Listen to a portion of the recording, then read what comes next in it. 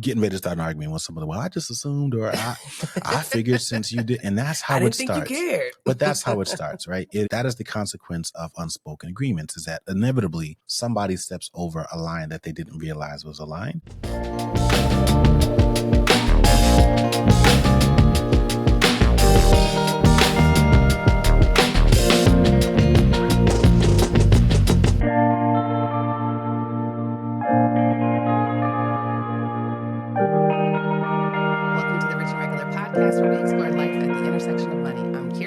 Julian, and today we're talking about the money conversations that make our marriage work. We've been doing this thing for almost 10 years. I'm sure we will revisit that subject once we hit the actual anniversary mark, maybe attack it from a different angle.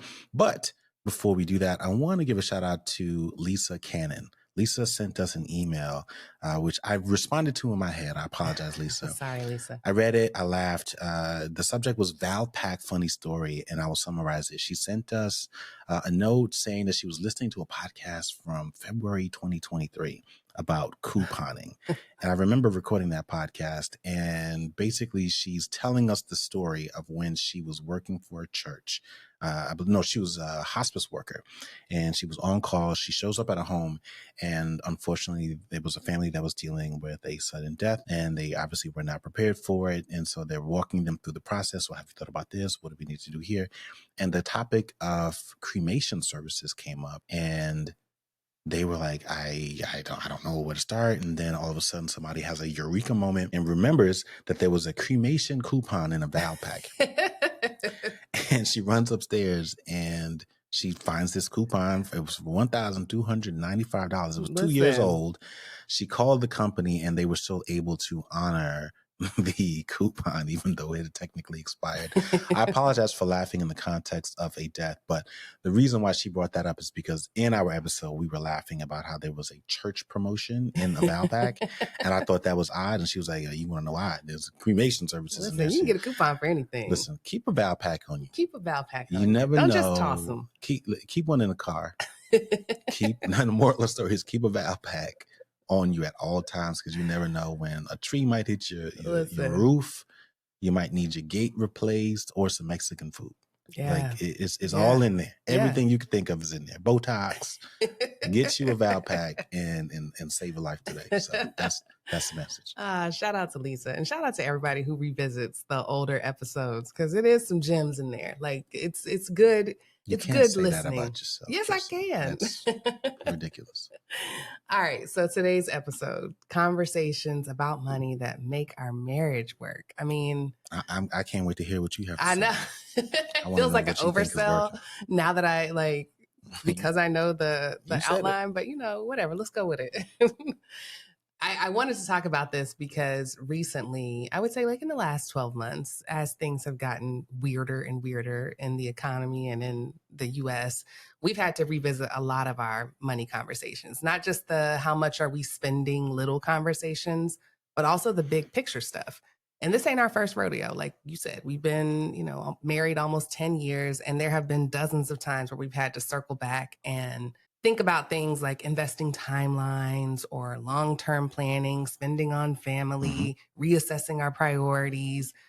But this episode is about sharing what we've learned and what we're still learning about what it really means to make financial decisions as a team and how easy it is to think that you're doing it when you're actually not. Yeah. That last part is what really resonated with me, because we meet so many people who see us as role models or examples of people who are, without question, comfortable having these kinds of conversations with money. Until this day, it still shocks me how many people aren't. As part of the work that we're doing is trying to attract as many people to those conversations in their own homes and in their own relationships, because it might get rocky at first, but I genuinely believe that over time, nothing but good can come from that. But one of the things that we tend to find is that there are people who are doing what I just refer to as checking the box. Mm-hmm. They feel like, well, oh yeah, we do that. We have joint accounts. And they feel like that becomes the end all be all. Yes, we share money. Yes, I know where everything is. And what they really mean by that, like when you start to look under the hood, is that they have or know that they bank with this bank, or that there is an account with this company, but they don't really know what's inside.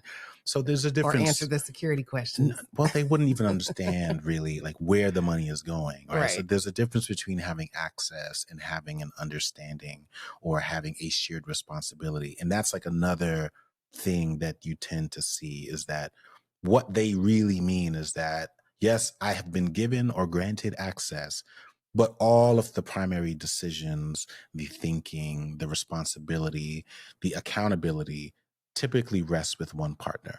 And there's a wide variety of reasons for that.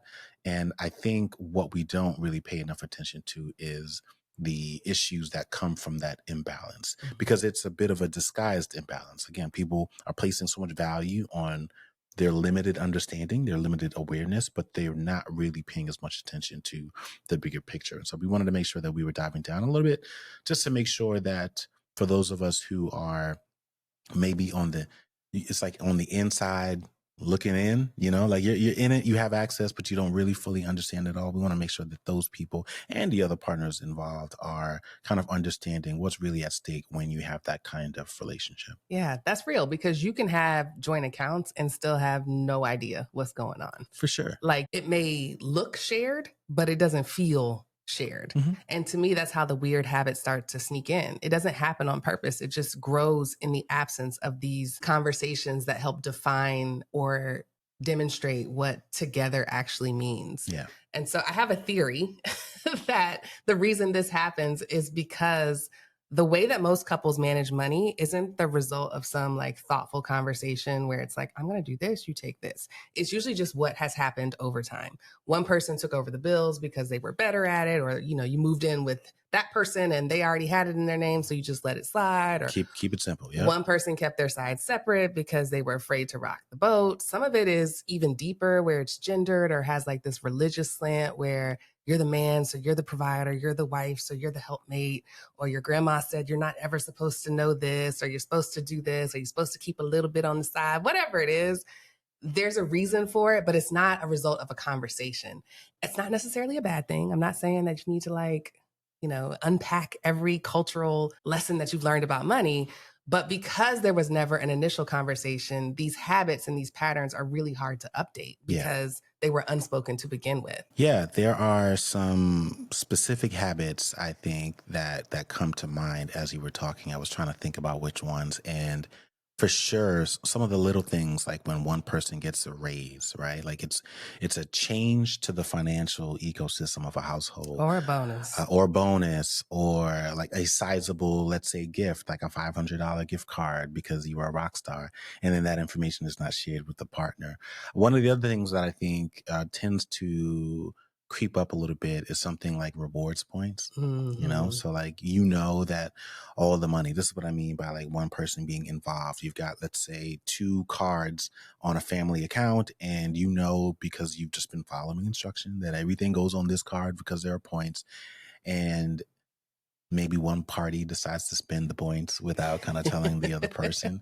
It's little things like that I think this kind of imbalance or this habit or this approach tends to bubble up these kinds of potential issues that have the potential to become pretty serious conflicts. And so most of these things aren't like secrets necessary. It's more like an unspoken agreement, and you're getting ready to start an argument with somebody. Well, I just assumed, or I figured since you did, and that's how it starts. You cared. But that's how it starts, right? That is the consequence of unspoken agreements, is that inevitably somebody steps over a line that they didn't realize was a line. And this is part of the things that we really are encouraging people to uncover, because when you don't do that, you're either going to step on a landmine, or even worse, is that it just tends to build this sense of resentment that is rumbling in the background. And then that inevitably leads to an even larger conflict, or even worse, somebody feels entitled to make a bold decision that is unspoken because they figured that since you spent all the points that I didn't need to do this and then it just becomes a really, really big issue. So this is probably one of the biggest reasons why our overarching tagline for Rich and Regular has always been inspiring better conversations about money, because there is so much to discuss beyond should you or should you not have a joint account. You really have to drill deeper to think about what works best for your family, and whichever decision you decide, preparing yourself for what the likely downstream effect might be. Yeah, I think we see this a lot where there's a disconnect. Couples are out of sync because one person is doing all of that heavy lifting around the thinking. And so one person might think things are fine while the other person is losing sleep over saving for college or wanting to downsize, but not being able to express that with their partner. That's real. And I think the resentment comes from the same thing that it comes from with parenting. Like when you are the one doing all of the planning, all of the tracking, all of the decision making, there is an emotional weight to that. There's an emotional weight to the responsibility that comes with that. In parenting or with moms, they call it emotional labor, or I think that's what they call it, emotional labor. Yeah. Yeah, it's the thing that you have to remember things that the dad, I'm speaking in generalizations, No, but you're stereotyping, but like, go ahead. yeah, Go you off, have to remember sis. things like the dad doesn't have to remember what their doctor's name is, what size shoe they wear, who the nurse is, who your neighbor is. These are all things that you have to remember, and it can become a lot. Yeah. And for a lot of couples, the immediate solution that they jump to is hyper monitoring, or even like full disclosure, almost like a surveillance culture where it's like, okay, well, we're just going to share everything. There's no secrets in between us. And I'm going to tell you, like, that doesn't work for us. Like, it's not to say that there are secrets, but we just don't believe that we need constant oversight. And I believe that about most couples. I know some people prefer it, but I like to believe that most adult relationships don't require constant oversight. What you really need is mutual confidence that you're both able to make good decisions on behalf of the team. Yes. And that starts with knowing what you need as an individual. Like, we always try to tackle this as like, and I'm saying we as couples, we always try to tackle this as a team project, a group project, but it really starts with you. If something feels off, meaning you feel confused or frustrated or out of sync, it's worth asking yourself, what's not working for me right now? Before you even go to your partner, before assuming that your partner already knows, before revisiting a conversation that you might have had with them previously, you can ask yourself, am I carrying too much and resenting it and not saying anything? Or do I no longer want to play the role that I'm expected to play in managing our money? And if you can get clear with yourself, then you can advocate for what you need with your partner without turning it into some blame game and immediately making the conversation really hot, when it's really something that is starting within you that you're trying to share. Yeah, I think it's really important that a healthy level of autonomy exists, right? Yes. And so I forget the name of what is it called when you've got the two circles and there's like the overlap in between? A Venn diagram, right? So you've got these two parties that come together. They don't completely overlap, right. But in the middle there is this shared space where they both coexist, where they both collaborate, and that's where their independent level of autonomy sort of decreases and the teamwork really exists. But I will also say, to your point around teamwork, one of the reasons why I've actually shied away from using that language is because it hasn't worked for me, and maybe it's just the way that I'm framing it up. And by that, I mean, not that it's not working within our relationship. It's more so when I have this conversation with a lot of the men that I talk about. Because what inevitably happens is I start talking about the team, and then somebody says, yeah, but somebody got to be the franchise player. Somebody got to lead the team. There's only one ball. And then they really sort of dovetail. It's too sports. They don't hear it the same way. And I think that's a quick little tip for the women out there. Be careful using that language if you're a husband, or if it's the other way around, the other person is a bit of a sports junkie, because they flip that back around on you. And then you realize very quickly that both are right, which is why what I'm really focusing on is there is a moment in the game when you are both really operating as a team, and there is a time where both of you are likely holding the ball, whatever sort of metaphor or language you want to use. Like, both of those things have to work together at the same time. That is what makes it beautiful, but that's also what makes it really difficult. Now, going back to having those conversations, we've spoken about being open and having these conversations. We've spoken about having them as frequently as possible, as early as possible, based on your particular relationship. But it's also important, yet very difficult, to ensure that you are not being defensive when you're doing those things. The act of wanting to have a conversation about the budget or the approach to investing or making a big purchase or whatever it is, those have to be viewed as the norm. Yes. Because making financial decisions are just as common as that boring ass conversation about what do you want for dinner every single night. It is just that common. I don't think people realize it. But it's not always a confrontation, even though it can actually lead to some pretty frustrating moments. But it has to be seen more like a norm and not necessarily an interrogation or like a performance review. And I'm speaking from experience. That's something that I certainly did at the very beginning of our relationship. Certainly something he had to learn. I had to learn it, and I'm still learning it to an extent, but I'm a lot better now because we don't really have as many big, long, deep conversations about money so much as we have micro conversations here and there to ensure that we're still working towards the same goal. Whenever we feel like one person may be playing a different style of play, just to kind of stick with that metaphor, say, hey, man, you're doing a little bit too run and gun. I'm thinking thought we were doing a zone defense. This is a long season.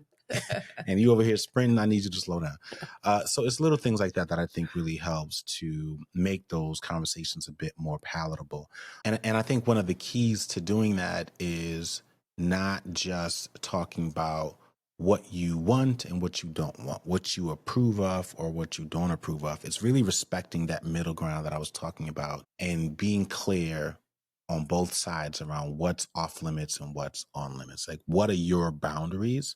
What are some things where you need absolute autonomy and freedom? And being clear on the role that you play when those particular areas of your financial life are not at play. And it's contentious. It's difficult, and it's very easy for one person to be very judgmental. You may not like the fact that your partner believes that their appreciation for, I'm just making it up, the Falcons is something that they absolutely is a non-negotiable for them. But if they are still operating within the limits of the budget and they're still able to help do their part towards accomplishing the team's goals, that should be okay. Like, your issue with that way that they're spending is your issue, not necessarily the other person's. And the same thing goes vice versa. I'm always brought back to the conversation we had with the guy, I can't remember his name, but it was Love and Marriage Huntsville when we were on that episode a few years ago. And what's his name? I was trying to think of it, but it's Martell. Was not Martell. Was Martell and Mark. I keep wanting to say Marquise, but that ain't it. It ain't Marquise. But those who know us know you can go back to that episode. I remember his wife. I don't remember. I know the faces. The faces are super clear in my head, and I apologize. And I got his number on my phone, but that's besides the point. He was pretty judgmental about her spending, and I, as a man, sort of understood where he was coming from and had to remind him that, yeah, you might see a bunch of different Amazon packages showing up. Like, that's a very easy kind of cheap shot. But as someone who has also shopped on Amazon, sometimes the frequency of the packages that arrive have no bearing on how much the person has actually spent. You could have made one purchase, bought 5 things, and they decide to send 3 different packages, 5 different packages. That's just how it is. And it's terrible for the environment, but that's how Amazon works. And I also had to remind him that you had a sports car sitting outside, dude. So I'm willing to bet that she could have 10, 15, 20 of these packages show up, and it still is not going to amount to maybe even 1 month of the cost of the car note that is on your lot right now. You know what I mean? So it's little things like that. And I think, obviously there's a bit of ego and preference involved, and people are entitled to that, but you have to be willing to be clear on what's non-negotiable for you. And what's non-negotiable for you is not going to be the same for your brother or your friend. So don't bring their opinions into it. Exactly. That has absolutely nothing to do with it. Your household, your preferences, your team, your style. That's you. I want to talk a little bit about the conflict, because you brought up some good points. And I do think that people should focus on what they actually want to know versus what they think they're supposed to know or what you think you're supposed to share. In those scenarios, sometimes one person is going to want to know more than the other person might be comfortable sharing, or even if it's not a comfort thing, it's just a hassle thing where it's like, I'm not sharing that with you every time I swipe the card. Like, one person might want line by line details and the other person feels like that's too much, or they're starting to be policed, whatever it is. I think that's when you have to learn how to separate the need from the method. And we talk about this a little bit in our book. We talk about how whenever someone's spending something, they're chasing a feeling. And the goal of any money conversation is to figure out, what feeling are you chasing and how can we solve for that another way? If someone's asking for a line by line budget check, or they want to be able to monitor daily spending, maybe what they really need is just reassurance. They need to know that we are tracking, we're okay, we're sticking to our plan. And that can usually be solved without going and seeing like, oh, you spent $2.49 at CVS, and oh, you spent $8.12 at Chick-fil-A. You can do that without going through every transaction. There are other ways to feel reassured. And if that person can't feel reassured another way, then that becomes on them, right? It's not up to you to own their feelings. It is up to you to support them in their needs to feel reassured. And on the flip side, if you're the one who doesn't want to share that level of detail, it's not enough to just say, like, trust me, like, I got it. You've got to offer something that builds trust in a way that matters to your partner. Right? This is what it means to be in a relationship. This is why we say marriage ain't for punks, because y'all both have to come off of your set point of views to actually try to meet in the middle. It doesn't mean that you have to abandon exactly everything that you're doing, but it also means that you can't ignore and express need over long periods of time. This is also where creativity comes in. So it might not be, a follow-up on line by line level transactions, but maybe it's a regular check-in, or it's sharing high level categories instead of every single coffee receipt. But the goal is still the same. The goal is to build mutual confidence. It just doesn't have to look the same for both people. Yeah, you mentioned the word confidence, and I think that's exactly what it is, because again, as I reflect on so many of the conversations that I've had with a lot of the male friends in my life, and every now and then we get to talking about our relationships, they don't really want to hear that part, because what they are really focused on is the degree of control that they expect or assume that they would have over their wives in most cases. And Woo.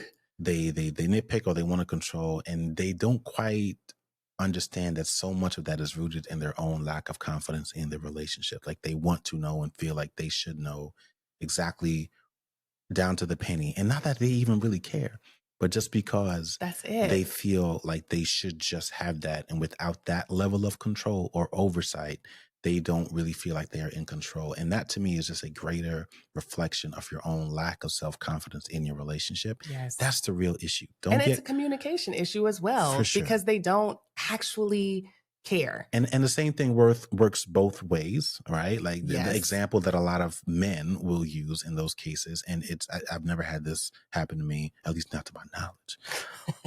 But like checking your phone, like if your wife is checking your phone or doing something like that is not just a personal violation. And I think most people can see that, and it's like, oh yeah, that's a red flag. But the same thing happens financially, right? Like that's kind of what that is, wanting to know every single detail and using that as a way to frame up who this person is or how they behave.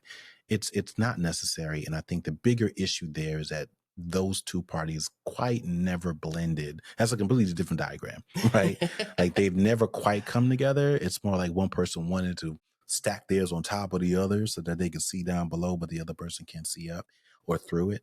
And yeah, that to me is just more so a reflection of a lack of confidence. I think it also highlights like a misalignment in terms of the roles that people play within the household, because I think the person who is the caretaker for the house has a different understanding of what it costs to maintain the household, what it costs to keep the children fed and clothed and participating in extracurriculars and going to birthday parties and sending teacher appreciation gifts, than the person who has the other parts of the household, whether that's paying the bills. You know exactly how much it costs when we go over our data plan. I'm making that up because I think we have unlimited data. My goodness. I hope so.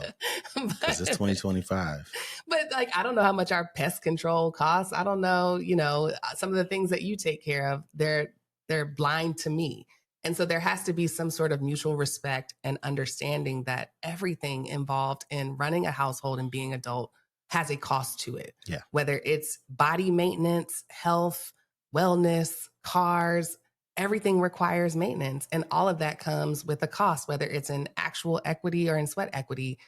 To go line by line is to really reveal and start maybe to get frustrated about how much the other person doesn't know or doesn't respect the fact that it's not free. Yeah. You talked about mutual confidence, and, I think it really reveals itself, like the healthy state of that, in moments of grief or conflict, or when something is basically abnormal. I think in those normal times when everything is good and there's money we coming confident. in, yeah, it's fine, right? Like there's no conflict. But in those moments where things start to turn and each party in a relationship is in a situation where they are now exercising the right to spend money, that's usually when things start to go left a little bit. And Yeah. that, if you don't have a strong foundation, is when things start to really get a bit uncomfortable. And so again, it's really important that in those moments when you're having these conversations that we're not framing it up as an interrogation, because obviously that can lead to conflict, but you have to remind yourself of where you sit. Have you had those conversations about what those boundaries are? Because if you have, in most of those cases, in those moments, whether it's needing to help a parent or you're scrambling to figure something out and the other person is kind of left in the dark, you have to be operating from a place of trust and knowing that, hey, I don't have all of the details, but I trust enough to know that they are going to make a decision well within their right. And it's not going to disrupt the end of this diagram that I ultimately have control over. Yeah, I completely agree with you. The confidence that we're talking about comes in handy the most when things are not normal. That's when you need to be confident that even though your partner is off or not themselves, or maybe not as transparent, whatever it is, that you're still working towards the same goal.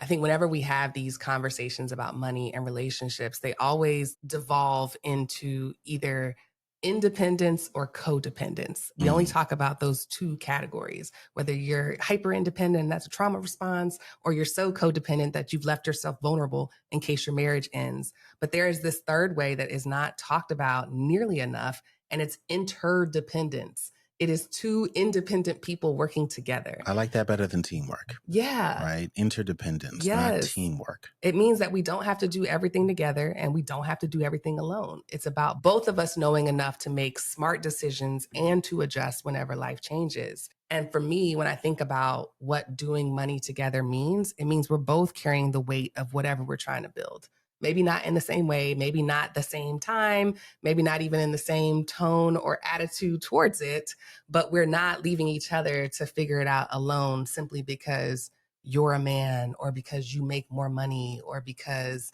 I was told I'm not supposed to do that or I don't feel comfortable doing that.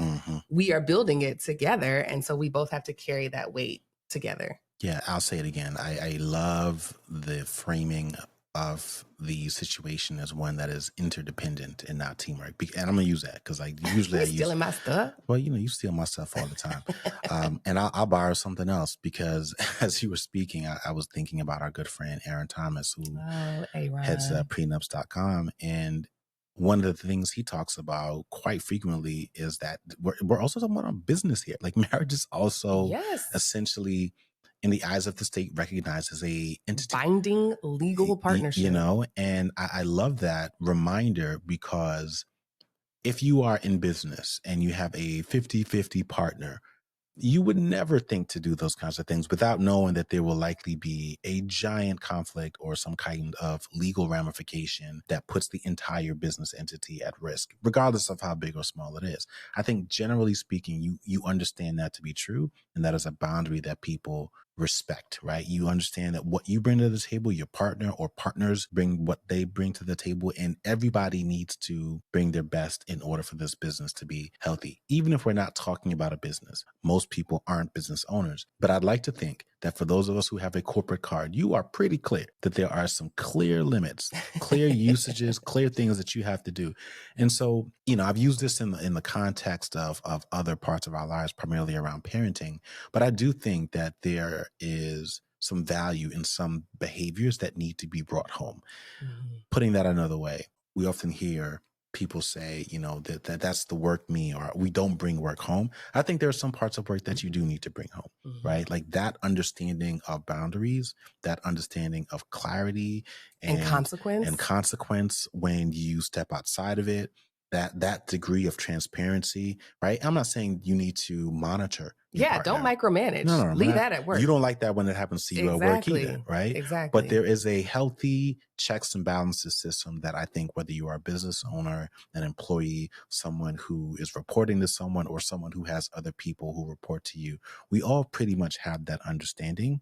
We need to bring that part of ourselves into our homes and apply it to our relationships when it comes to managing money. And I think when we do that, there is a certain level of, for lack of a better word, professionalism that you bring into these kinds of conversations. You certainly would not bring the attitude and the emotions to your partner, your manager, or your employees, because you know what would happen in those situations.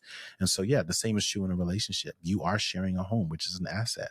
You are sharing cars. You are investing in a child and in retirement funds, maybe even into a business. And so it is all rooted. It all maps up to the entity that is your union.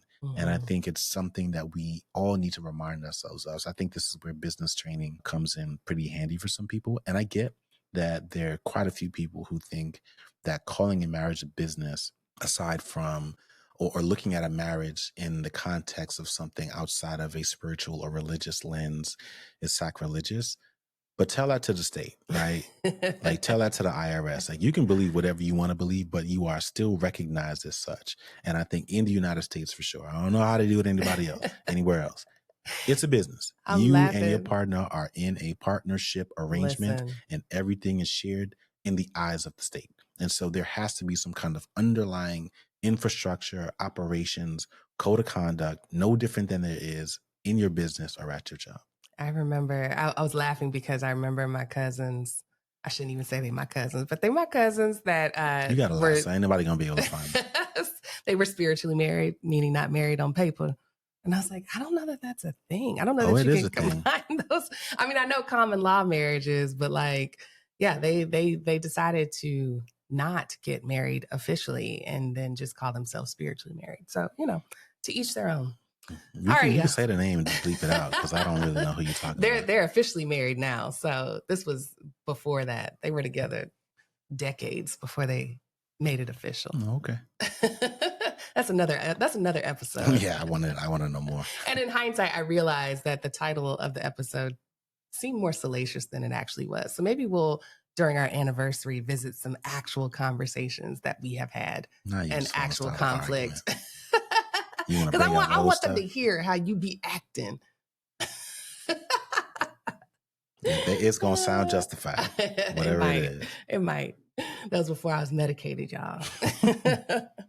All right, y'all. Well, thank you for listening to another episode of the Rich and Regular podcast. If you like what you heard, please let us know by leaving a 5-star rating and review, or drop a comment below to keep the conversation going. Love to hear from other couples about how you manage your money conversations and your finances. Otherwise, we will see y'all next week.